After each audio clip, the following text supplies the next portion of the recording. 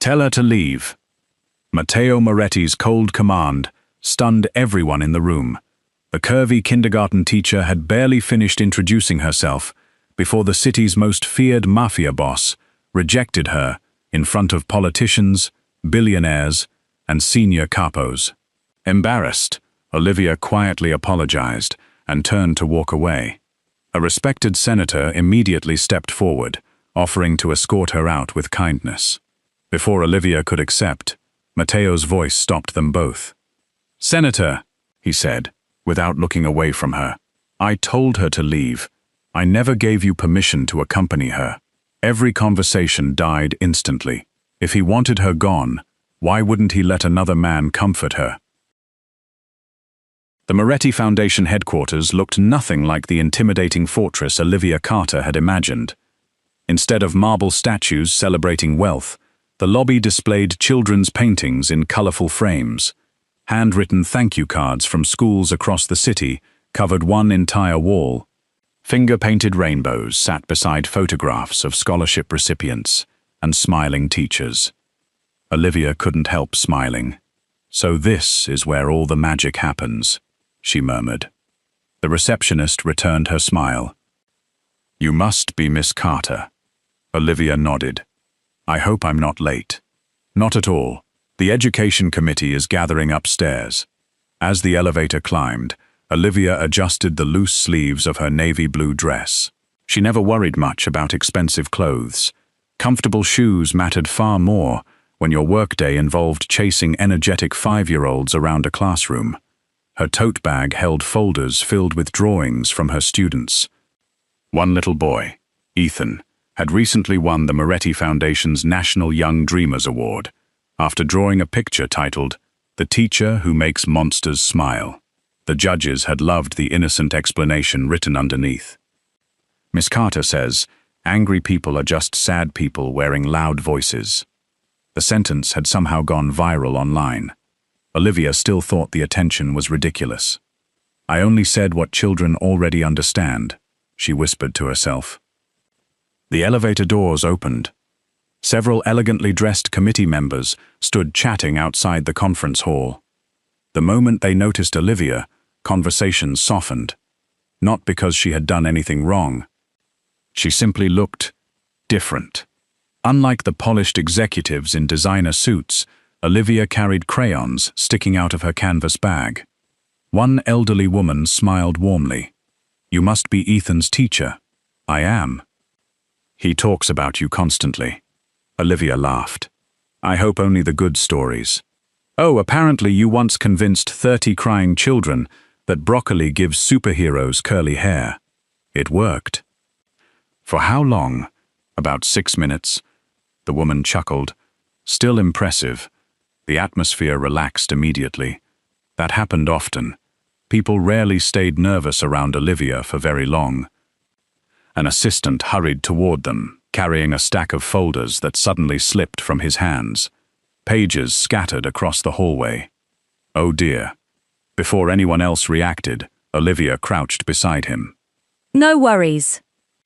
Within seconds, she had sorted every document into neat piles. "You color-code your tabs," she observed.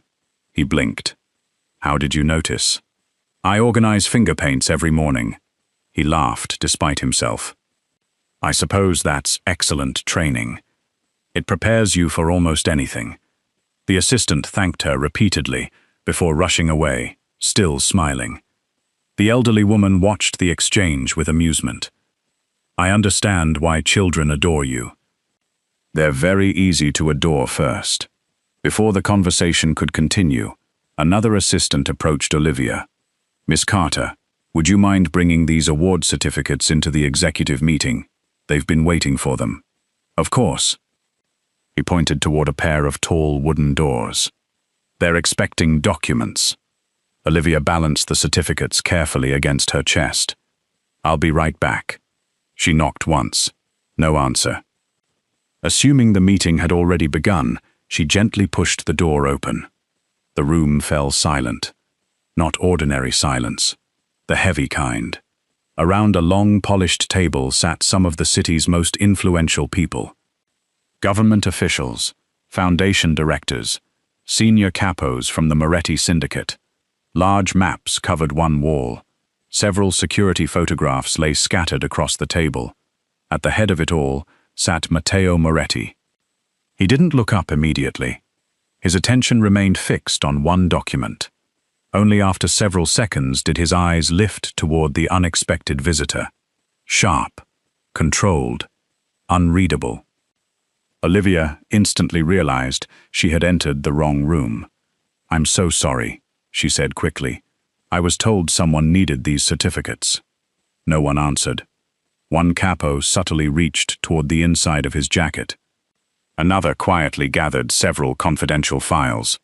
Matteo closed a folder with deliberate calm. His voice was perfectly even. Who authorized her entry? No one spoke. Olivia felt every pair of eyes settle on her. The warmth she'd felt downstairs vanished. "I apologize," she repeated. "I'll leave immediately." Matteo stood. His tailored black suit seemed almost too simple for someone with such commanding presence. He walked toward her without haste. Stopping several feet away, he looked directly at her. Not hostile, not angry, simply assessing. Then he spoke 4 words. "Tell her to leave." The sentence landed harder than if he had shouted. One security officer stepped forward. "This way, miss." Olivia swallowed. "I understand." She offered an embarrassed smile to the room. "I'm terribly sorry for interrupting." No one returned the smile. She turned toward the hallway. Behind her, the conference doors closed with quiet finality. Inside the room, one of the senior capos finally exhaled. "Boss." She saw almost nothing. Almost.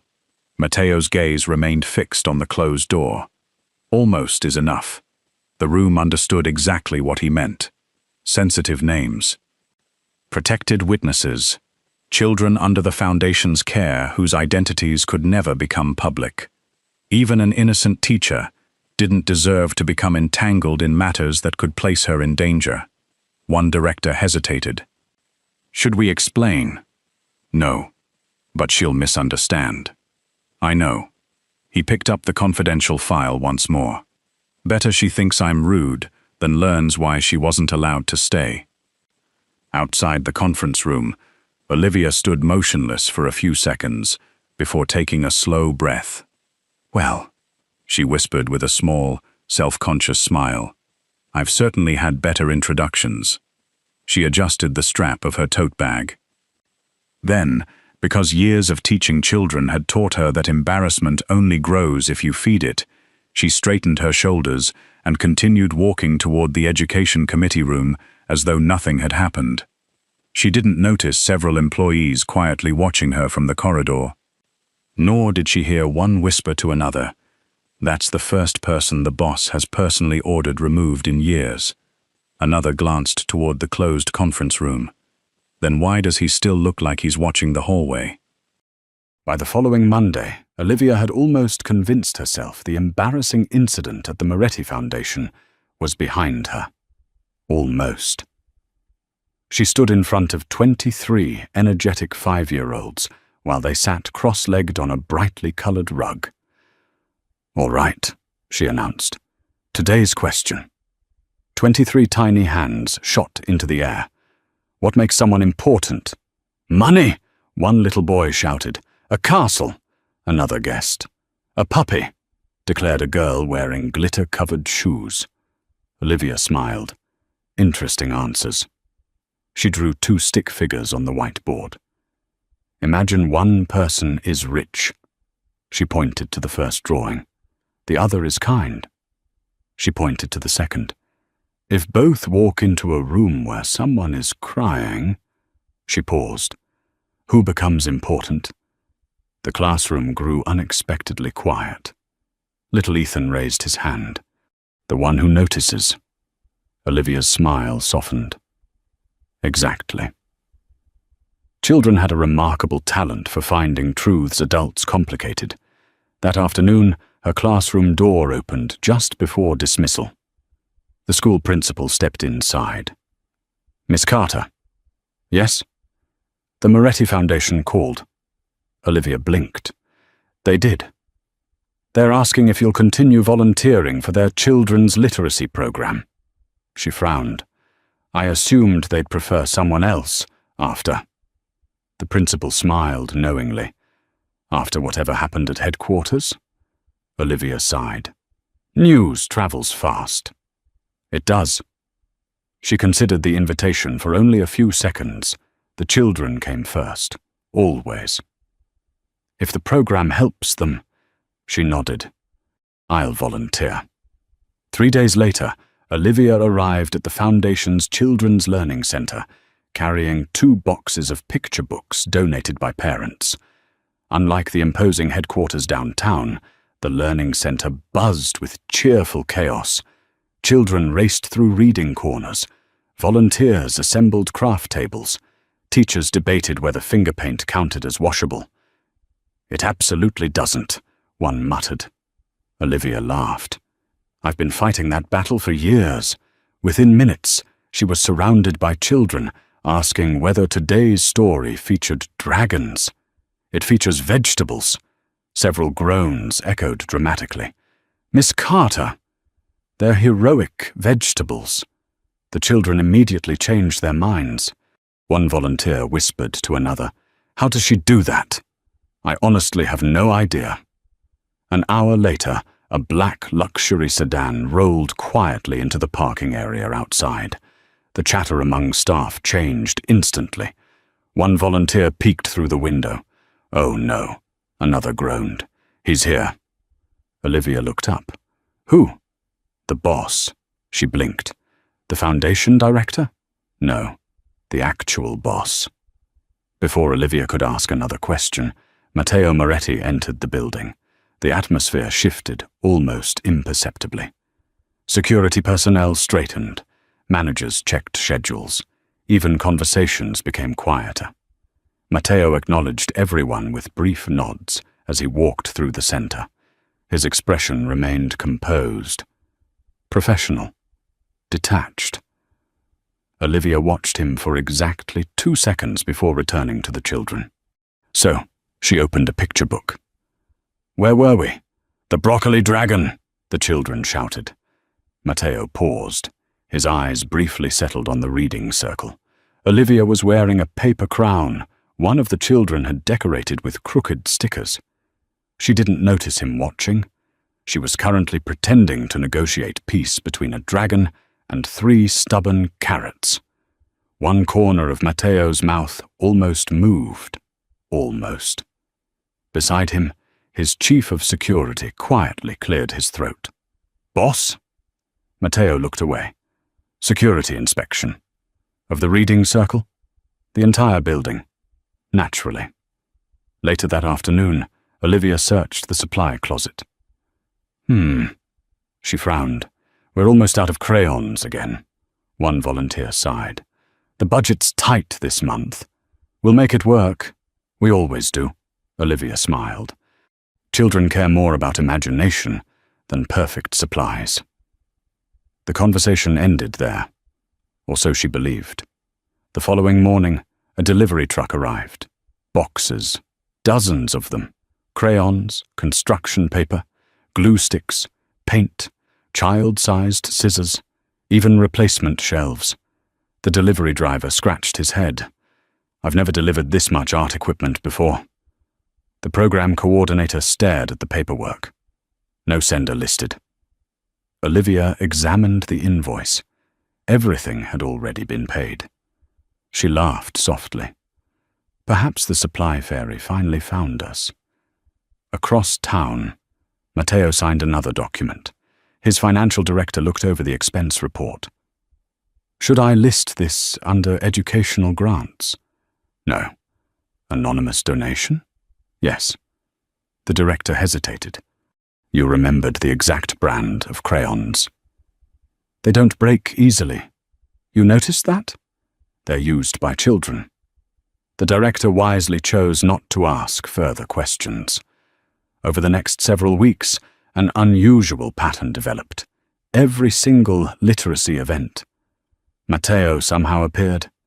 If children visited the museum, he happened to inspect museum security. If volunteers organized a park reading day, he reviewed public safety arrangements.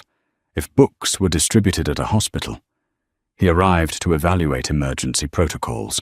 After the fifth coincidence, even the capos noticed. One leaned toward another. 5 inspections. I counted 6. I'm starting a betting pool. For what? How many security inspections happen next week? Another capo shook his head. My money's on 3. Too low. The boss has become extremely concerned about children's libraries. Olivia remained blissfully unaware. She simply found the situation mildly amusing. One afternoon, she spotted Matteo standing near the playground, while security guards discreetly watched the surrounding streets. She approached with a friendly smile. Good afternoon. He nodded once. Miss Carter. She glanced around. Everything safe today? Yes. So, she folded her arms thoughtfully. What dangerous criminal were you expecting? No one. Then why so many inspections? He answered without hesitation. Routine. She tilted her head. You have a fascinating definition of routine. Silence. Then, unexpectedly, he asked, Chamomile? Olivia blinked. I'm sorry? The volunteer lounge. He pointed toward the building. They're serving chamomile tea. Her favorite. She frowned in confusion. How did you know I like chamomile? Matteo paused for half a heartbeat.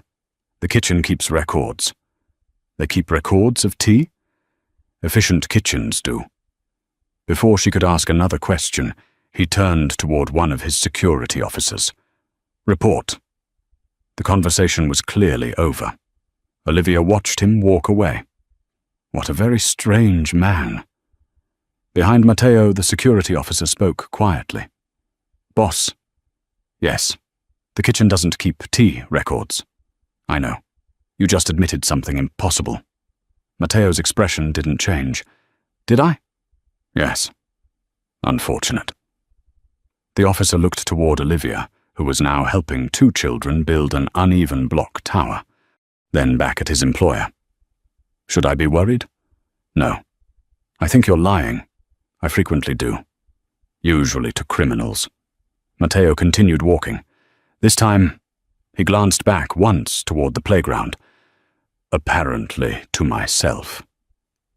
Meanwhile, inside the volunteer lounge, Olivia accepted a warm cup of chamomile from the smiling kitchen manager. Compliments of the foundation. She laughed. The boss certainly has the most unusual hobbies. The elderly kitchen manager smiled into a teacup. Oh, Miss Carter, if only you knew. Spring arrived quietly, bringing with it a busier schedule for the Moretti Foundation than ever before. The annual Children's Learning Festival was only 6 weeks away, and every department inside the foundation seemed to be running in 3 different directions at once. Teachers coordinated workshops. Volunteers organized reading corners. Donors finalized scholarship announcements. Security teams inspected every venue twice. Or, according to the capos, for the 9th time. Inside the foundation's main operations room, 3 senior capos stood around a whiteboard. One of them uncapped a marker. I'm updating the numbers. Another folded his arms. What numbers? Our investigation. The police investigation? No. He drew another tally mark. The boss's security inspections. The youngest capo burst into laughter. You're actually keeping score. Scientific observation requires documentation. He stepped back proudly. Monday, school visit. Tuesday, library inspection. Wednesday, children's hospital. Thursday, volunteer orientation. Friday, kindergarten fundraiser. 5 marks. 5 consecutive days. The 3rd capo stared at the board. We're witnessing history. Just then, Matteo entered the room. The marker disappeared so quickly, it nearly flew across the office. Matteo glanced once at the whiteboard. What are those? The eldest capo answered without hesitation. Maintenance records. For stick figures. Creative maintenance. Matteo looked at them for a long moment. I see. He walked away. The room remained silent until the elevator doors closed. Then all three burst into laughter. He definitely knew. He absolutely knew. But he pretended not to, which somehow makes it even funnier. Across the city, Olivia's classroom was unusually noisy. Not because the children were misbehaving, because they were baking cookies, or at least attempting to. Flour covered nearly every surface. One little girl proudly announced, "I made a cloud." You spilled flour. I made an edible cloud. Olivia laughed. I'll allow that. By the end of the afternoon, dozens of slightly uneven cookies sat cooling on trays. Each child carefully decorated a paper bag. One for hospital nurses, one for firefighters, one for the foundation volunteers. One little boy raised his hand. What about the scary suit people? The security guards? He nodded. They never smile. Olivia considered that. They smile. When? When people aren't looking. The children looked skeptical. Let's test my theory. The following morning, Olivia arrived at Foundation headquarters carrying 2 large baskets. Security guard Daniel opened the front door. His expression remained as serious as always. Good morning, Miss Carter. Morning. She handed him a paper bag. For you. He blinked. Me? And everyone working the front entrance. He slowly looked inside. Chocolate chip cookies. Each bag carried childish handwriting. Thank you for keeping us safe. Daniel cleared his throat. He looked genuinely speechless. They made these yesterday. I've never received cookies while on duty. Then today's a special day. By lunchtime, every security guard in the building had a paper bag sitting beside their workstation. Several tried pretending they weren't delighted. None succeeded. That afternoon, Matteo arrived for another routine inspection. As he crossed the lobby, he noticed something unusual. Every guard looked happy. One even waved at him. That almost never happened. Matteo stopped beside Daniel. What happened? Daniel immediately stood straighter. Nothing, boss. You appear cheerful. Do I? You frightened accounting. Daniel reluctantly held up the paper bag. Miss Carter. Matteo looked down at the handwritten note. Tiny, uneven letters. Colorful stickers. Children's handwriting. I see. Daniel smiled. They made enough for every shift. Another guard called from across the lobby. Mine had extra chocolate. I noticed. The third guard joined in. I think she remembered Frank can't eat peanuts. Matteo's eyes shifted. She remembered dietary restrictions? Daniel nodded. All 32 employees. Matteo didn't answer immediately. Instead, he quietly walked toward the elevators. One thought stayed with him longer than expected. She noticed everything. Several days later, preparations began for the Foundation's annual fundraising speech. Professional speechwriters filled a conference room with laptops, drafts, and presentation slides. Matteo stood at the front. This version, he glanced through several pages, is acceptable. The writers visibly relaxed. Then the conference room door opened. Olivia poked her head inside. Oh, she froze. I thought this was conference room B. One assistant smiled. It is. She looked around. So why is everyone dressed like they're negotiating world peace? No one answered. Matteo simply held up the speech. Preparation. Oh. She started backing toward the hallway. I'll leave you to it. Before she reached the door, one elderly board member spoke. Miss Carter. She turned. Would you mind listening to one paragraph? The speechwriters exchanged uncertain looks. Matteo neither agreed nor objected. Olivia shrugged. If you're sure. The chairman nodded toward Matteo. Please. Matteo began reading. Our philanthropic initiatives establish multidimensional educational frameworks, facilitating long-term developmental opportunities for underserved juvenile demographics. Silence. Olivia blinked once, then twice. Can I say something? The chairman smiled. Please. She looked directly at Matteo. Children wouldn't understand that sentence. He lowered the pages. This speech isn't for children. She nodded thoughtfully. I know. Another pause. But adults appreciate simple words too. The room became very quiet. Olivia stepped closer. What if? He gently pointed to one line. Instead of saying all this, she smiled. You simply say, every child deserves someone who believes in them before they believe in themselves. No one spoke. One speechwriter slowly lowered his pen. Another whispered, "That's better." A third quietly deleted half the page. Matteo studied Olivia for several long seconds. You removed 38 words. They weren't helping. You noticed immediately. I teach 5-year-olds. She smiled. They're brutally honest editors. The fundraising gala took place 3 days later. Matteo delivered the revised speech. No complicated vocabulary. No unnecessary formality. Just clear, sincere words.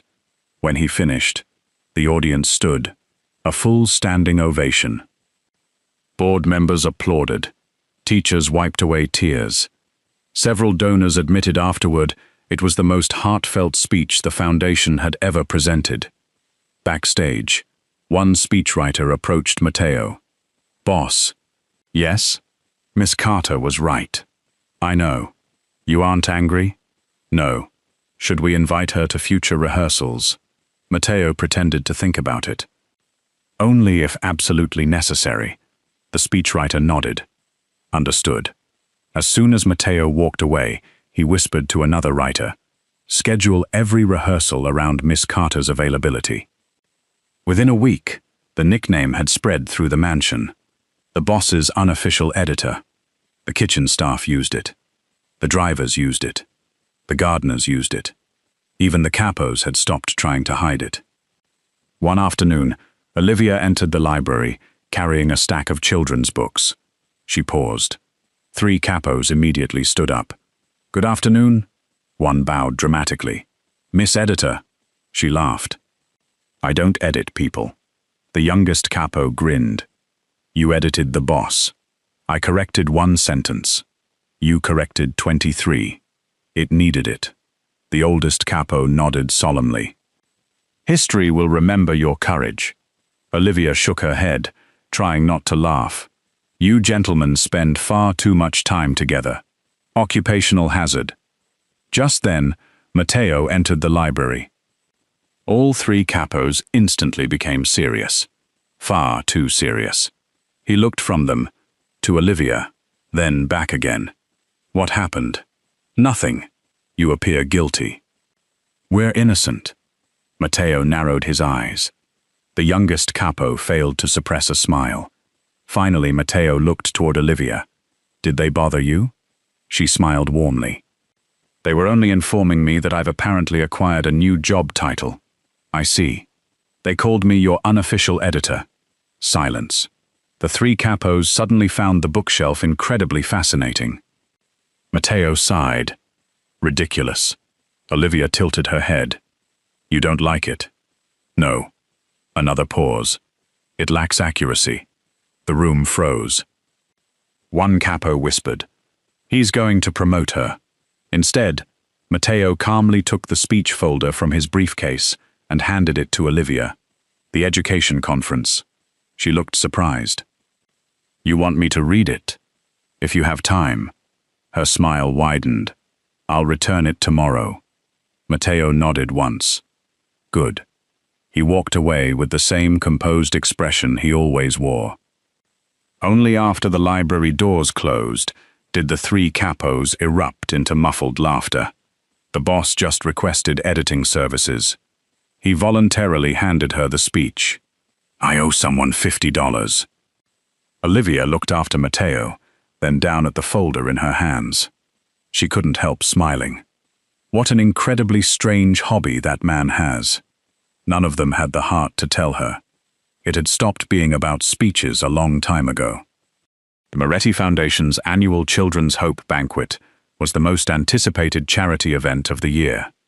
Unlike the Foundation's educational workshops, this evening belonged to the city's elite: politicians, judges, business magnates, international donors, media executives. Every invitation carried weight. Every seating assignment carried even more. For weeks, an entire planning committee had debated where each guest should sit. Who should face the stage? Who should be near the board? Who should share a table with potential donors? No detail was considered too small. Olivia almost declined the invitation. She stood in her apartment, staring at the elegant envelope, while her best friend, Grace, folded her arms across the sofa. You've been reading that invitation for 10 minutes. I'm thinking. You're overthinking. Olivia sighed. I don't belong at events like this. Grace laughed. You teach children who won the Foundation's biggest education award. I still spend most mornings tying shoelaces. And tonight, you'll spend one evening wearing a nice dress. I don't even own a fancy dress. Grace disappeared into her bedroom without another word. 5 minutes later, she returned carrying a long navy blue gown. Olivia's eyes widened. You've been hiding that. I've been waiting for you to stop making excuses. It's beautiful. I know. It's probably expensive. It was. I can't accept. You accepted 32 handmade macaroni necklaces from your students this year. That's different. No, Grace smiled. You always accept kindness. For once. She gently placed the dress into Olivia's hands. Let someone be kind to you. The ballroom shimmered beneath crystal chandeliers. A string quartet played softly near the stage. Servers moved gracefully between tables covered with white roses and candlelight. Every guest seemed to know exactly where they belonged. Except Olivia. She checked her seating card twice, then a third time. Table 27? She looked around. There were only 20 main banquet tables. A young event coordinator hurried over. Oh, he looked uncomfortable. Miss Carter? Yes? I'm terribly sorry. He hesitated. He searched carefully for polite wording. A last-minute adjustment. I see. He pointed toward the far side of the ballroom. Near the service entrance, several smaller tables had been arranged for musicians, photographers, and catering supervisors. One empty seat remained. There, Olivia followed his gesture, for a brief second. Something inside her sank, not because the table was smaller, not because it was beside the kitchen, but because she suddenly understood. Someone had decided she didn't belong with everyone else. Across the ballroom, Vanessa Crawford noticed Olivia's expression, only for a moment. Then Vanessa approached wearing an effortless smile. She was elegance personified. Her silver gown caught the light perfectly. Every movement appeared carefully rehearsed. Miss Carter. Olivia smiled politely. Good evening. I hope there hasn't been any confusion. Only a little. Vanessa glanced toward the service tables. I'm afraid the committee had to make practical decisions. I understand. Professional educators don't usually belong at the main table. She said it so gently, so pleasantly, that anyone overhearing might mistake it for simple logistics. Not an insult, just unfortunate reality. Nearby guests exchanged brief smiles. A billionaire quietly chuckled into his wineglass. Another guest nodded, as though the arrangement made perfect sense. No one openly mocked Olivia. No one needed to. Sometimes exclusion spoke louder than cruelty. Olivia looked at her seating card once more. then folded it carefully. "Thank you for letting me know." Vanessa blinked. "You aren't upset?" Olivia smiled. "I spend my weekdays eating lunch beside children who believe dinosaurs still exist." She laughed softly. "I've learned that where you sit matters much less than how people feel while sitting beside you." Vanessa's polished smile faltered. "Only slightly. I hope you'll still enjoy the evening." "I'm certain I will." Without another word, Olivia picked up the hem of her dress and calmly walked toward the service tables. Not hurried, not ashamed, simply graceful. The room quietly watched her leave. Something unexpected happened. The polite laughter faded. One elderly donor slowly lowered his glass. A retired judge frowned. A teacher invited from another scholarship program looked visibly uncomfortable. Even several waiters exchanged uncertain glances. There was no dramatic confrontation, only silence. And in that silence, people began questioning themselves. At the main table, Matteo had witnessed every second. He had heard Vanessa's words, seen Olivia's smile, watched her walk away. His expression never changed. One capo sitting beside him whispered, "Boss." No response. "Should we?" "No." The answer came quietly. "But, wait." The capo knew better than to argue. Still, he had worked beside Matteo for 15 years. He recognized that look. It wasn't anger. It was calculation. Olivia reached the service table. Several catering staff members immediately stood. One elderly chef looked horrified. "Miss, I'm so sorry."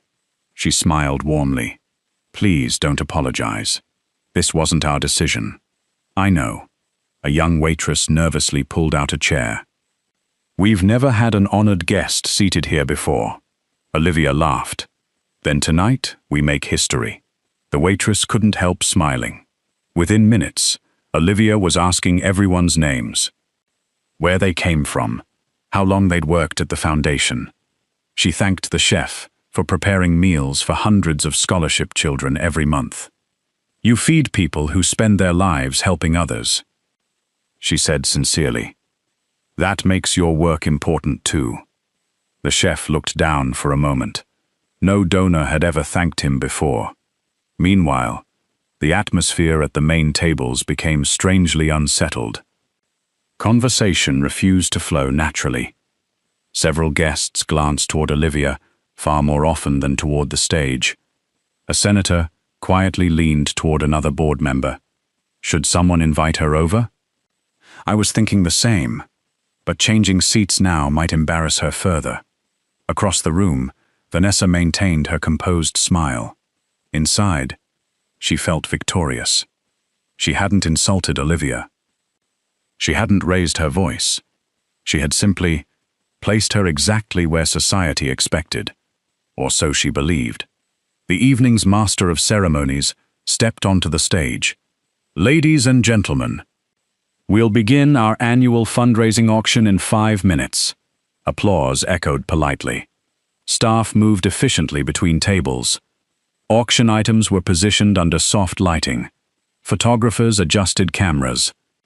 Everything appeared perfect, except Matteo hadn't touched his dinner. One capo noticed. "You skipped the soup." Silence. "The steak too."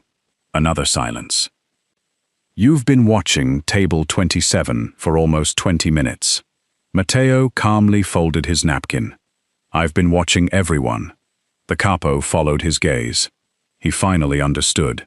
Matteo wasn't watching Olivia.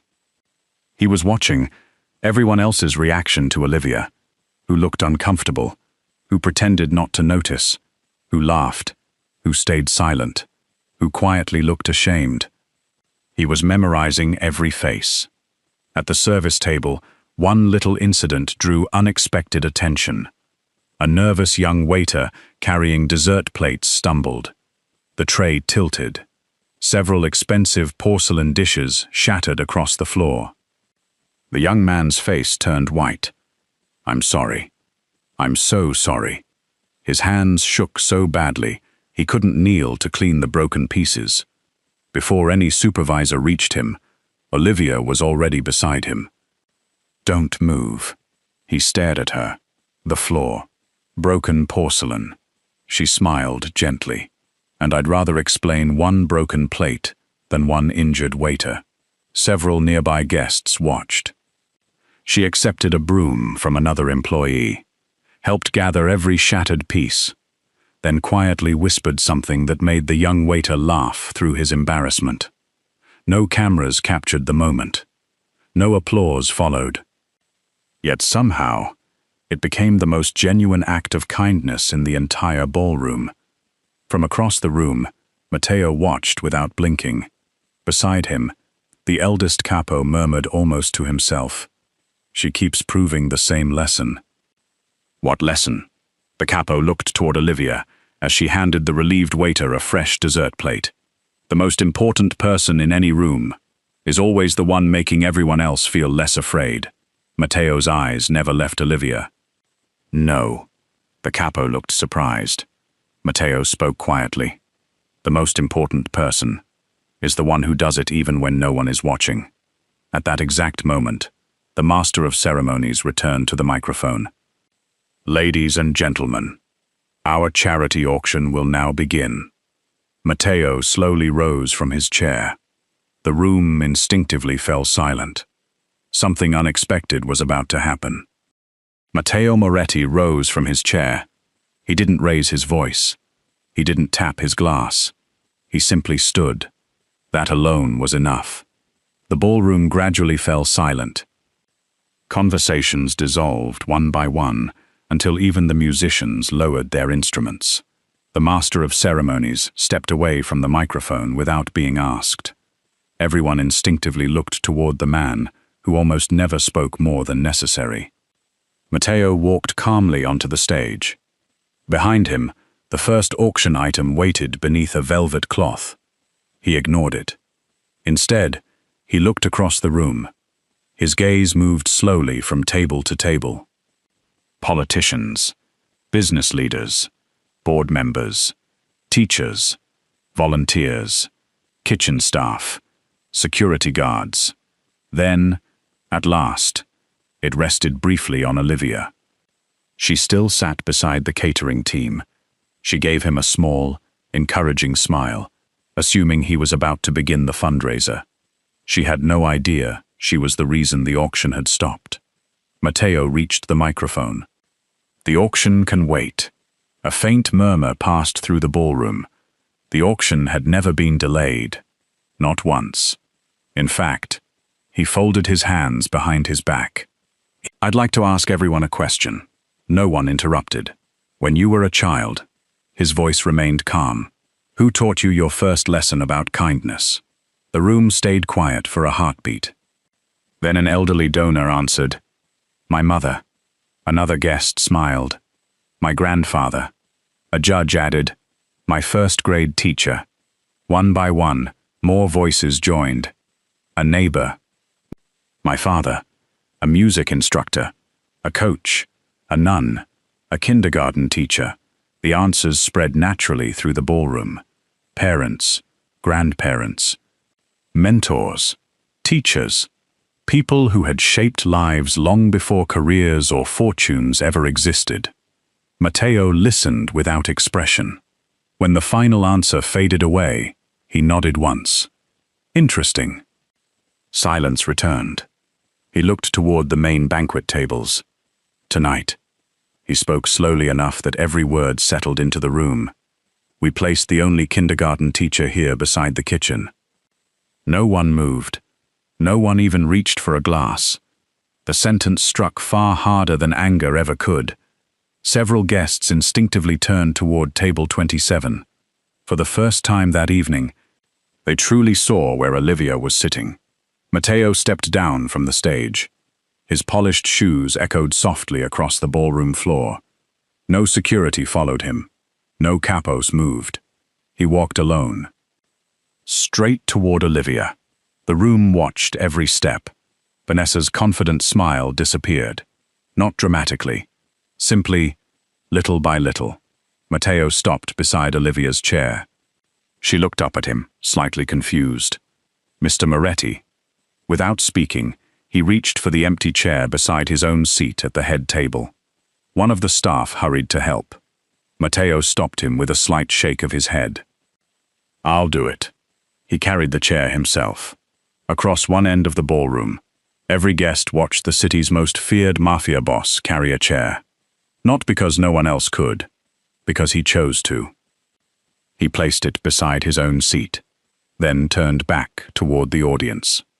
"If anyone believes," his voice remained perfectly controlled, "that Miss Carter belongs somewhere else." He let the sentence hang in the air. "You are welcome to explain why." Silence. Not uncomfortable silence. Honest silence. No billionaire spoke. No politician objected. No board member defended the seating chart. Even Vanessa remained perfectly still, because for the first time, no explanation sounded reasonable. Matteo waited another few seconds, then nodded once. "I thought so." He turned toward Olivia. "Would you join me?" The catering staff looked ready to burst into applause, but wisely restrained themselves. The elderly chef whispered, "Go on, miss." "You've kept us company long enough." Olivia smiled at each of them. "Thank you." She stood.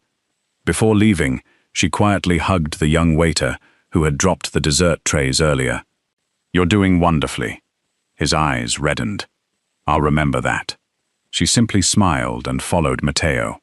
Every step toward the head table felt strangely unreal, not because people were staring.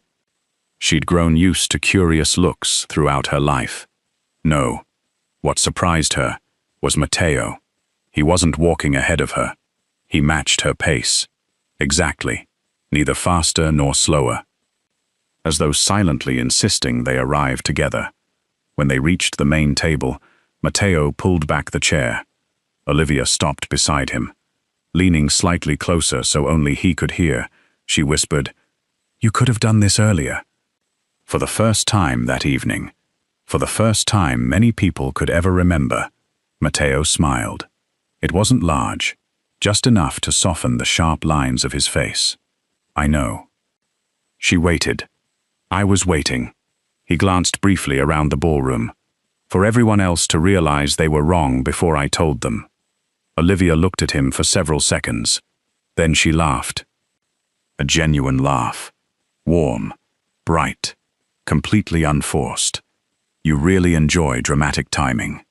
I've been told that. You planned this." I adjusted the schedule. "The auction? Yes. The speech? Yes. The chair? That part was improvised." She shook her head. "I never know when you're serious." "I rarely do." She smiled again. I noticed. Around them, the tension dissolved almost instantly. People who had avoided looking at Olivia now greeted her warmly. A retired school principal stood first. "Miss Carter, I owe you an apology." She blinked. "For what?" "I noticed your table." I said nothing. Olivia answered gently. "Then perhaps next time." She smiled kindly. "Say something for the next person." The older woman nodded with moist eyes. "I will." Nearby, the senator who had tried to escort Olivia weeks earlier approached. He offered his hand. "I should have walked over sooner tonight." Olivia shook it warmly. "You came now. Better late than never." Exactly. One by one, guests crossed the ballroom. Not because Matteo ordered them, because they suddenly understood what they had failed to see. They congratulated Olivia, asked about her students, her literacy programs, her classroom. Within minutes, conversations about stock markets and political campaigns had transformed into stories about favorite teachers. Someone admitted a first-grade teacher had changed his life. Another confessed she still wrote letters to her piano instructor every Christmas. The atmosphere became unexpectedly human. At the edge of the room, several capos watched the transformation with quiet amusement. The youngest whispered, The boss didn't humiliate anyone. The eldest shook his head. He didn't need to. He simply reminded them who they used to be. Daniel, the security chief, folded his arms. I've protected him for 12 years. I've never seen him win an argument without arguing. Across the ballroom, Vanessa remained seated. Perfect posture, perfect makeup, perfect silence.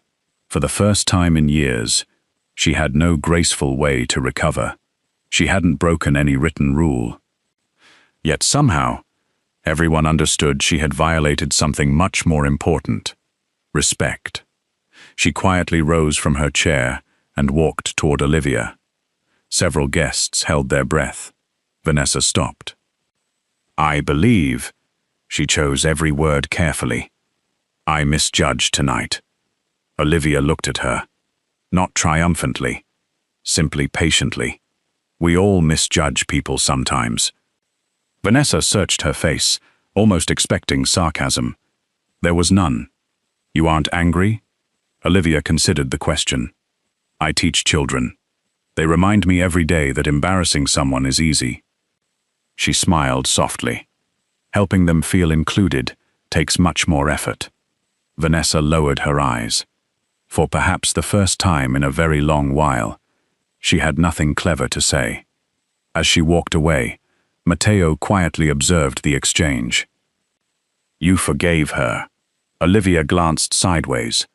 I accepted her apology. Those aren't always the same. No. She picked up her water glass. But it's a good place to begin. Matteo looked at her a long moment. Then, almost imperceptibly, he nodded. It was the smallest gesture of the evening. Yet somehow, it meant more than every standing ovation that had filled the ballroom. The story that began with an awkward misunderstanding quietly transformed into something no one at the Moretti Foundation could have predicted. Not overnight, not because of one dramatic evening, but because, over the months that followed, people kept noticing the same simple truth. Whenever Olivia Carter entered a room, the room somehow became kinder. The Foundation's board of directors gathered again 6 weeks after the annual banquet. Unlike previous meetings, this agenda contained only one item that sparked genuine discussion: the newly created position of Director of Children's Education. The chairman adjusted his glasses. We have received 3 external applications. Another board member nodded. All highly qualified. A third looked down at the evaluation reports. One candidate already works for us. No one needed to ask who. The chairman smiled. Shall we vote? The ballots were distributed, collected, counted. He looked up with visible satisfaction. Unanimous. Not one vote against. Not one abstention. One elderly board member laughed softly. I suppose this is the easiest decision we've made all year. Another smiled. We aren't promoting Miss Carter because the boss favors her. Several people chuckled. We're promoting her because every employee, volunteer, teacher, parent, and child somehow ends up trusting her. The chairman nodded. Influence earned through kindness lasts much longer than influence borrowed from power. No one disagreed. When Olivia was called into the boardroom later that afternoon, she assumed someone needed help organizing another children's event. She carried a folder filled with lesson plans. I'm sorry if I'm late. The chairman stood. You aren't. He slid a document toward her. We'd like to offer you a position. She glanced down, then looked again. Her eyes widened. Director?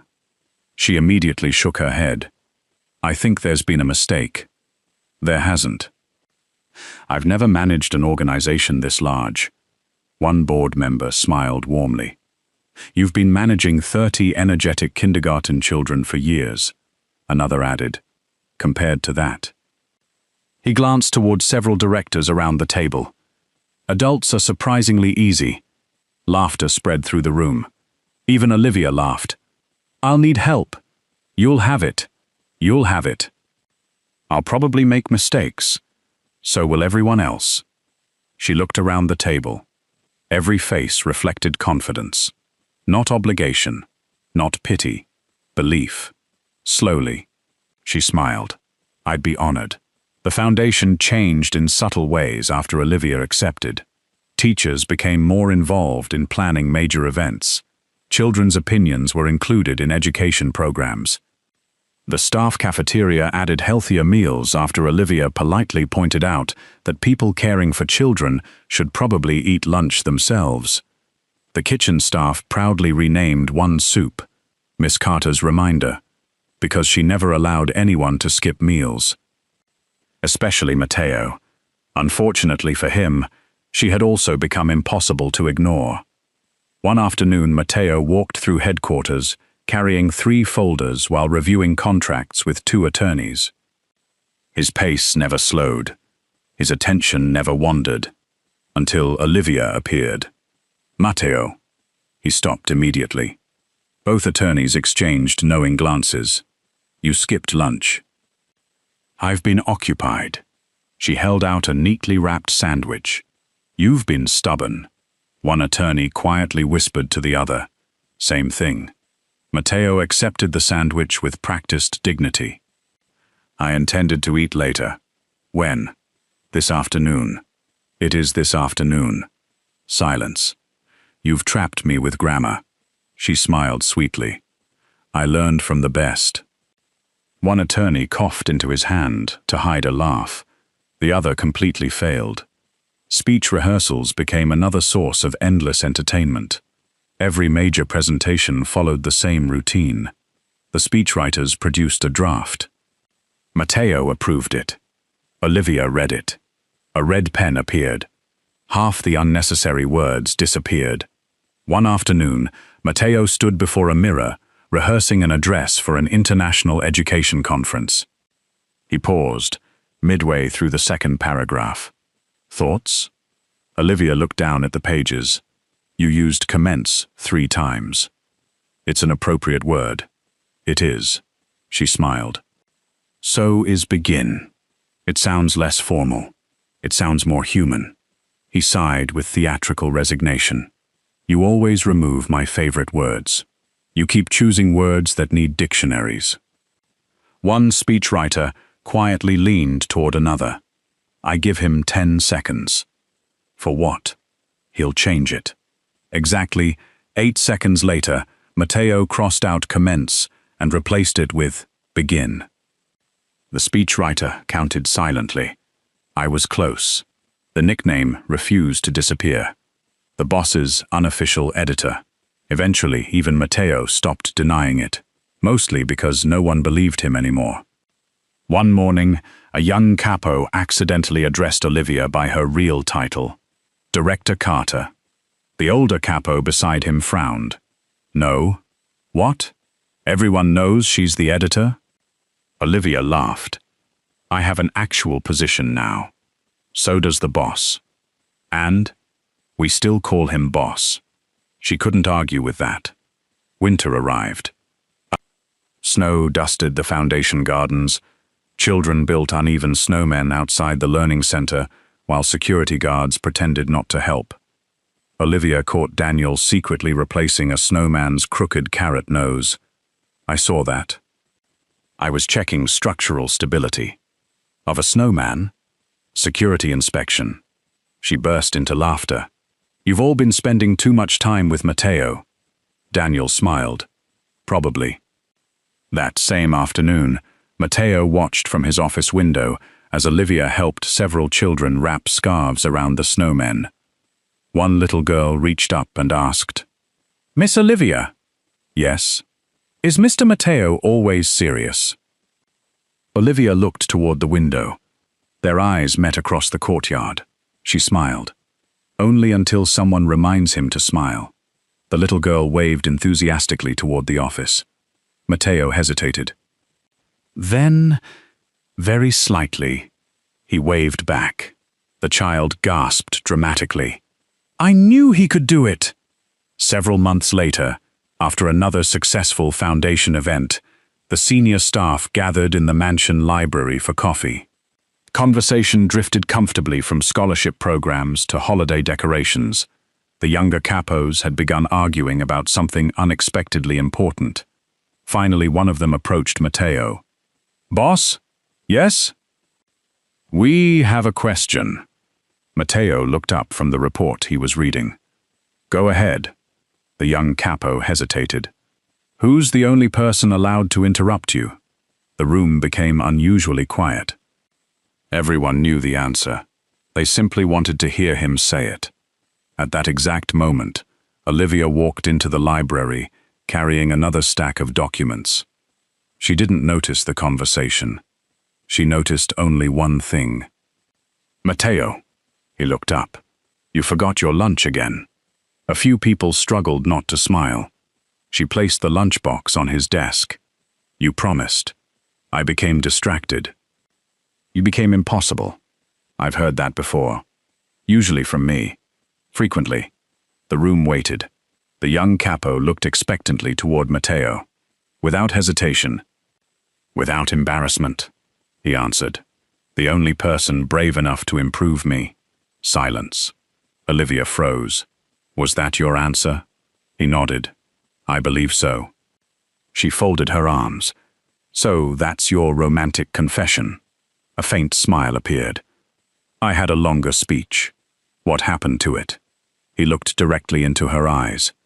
"You edited it." For one perfectly suspended second, no one spoke. Then the library erupted with laughter. Even the sternest capos couldn't hide their amusement. Daniel shook his head. "I've waited years to hear the boss admit defeat." "I didn't admit defeat." "No?" Matteo looked toward Olivia. She was still smiling, still looking at him with that mixture of warmth and playful disbelief that somehow made the world's most intimidating man seem almost ordinary.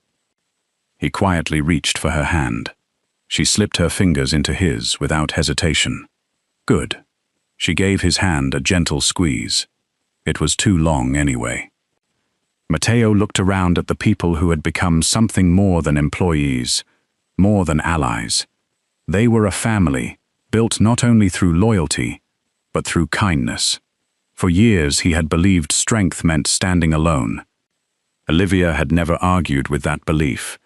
She had simply lived differently until he discovered another definition for himself.